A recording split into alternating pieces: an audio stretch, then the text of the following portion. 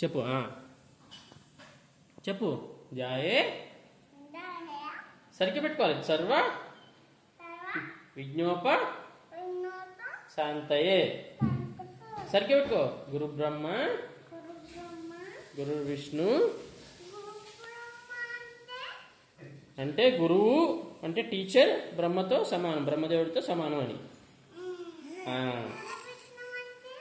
అంటే మళ్ళీ గురువు విష్ణుదేవుడితో సమానం అని. గురుదేవో గురుదేవ అంటే గురుదేవులు అంటే గురువు దేవుడితో సమానం. మహేశ్వర అంటే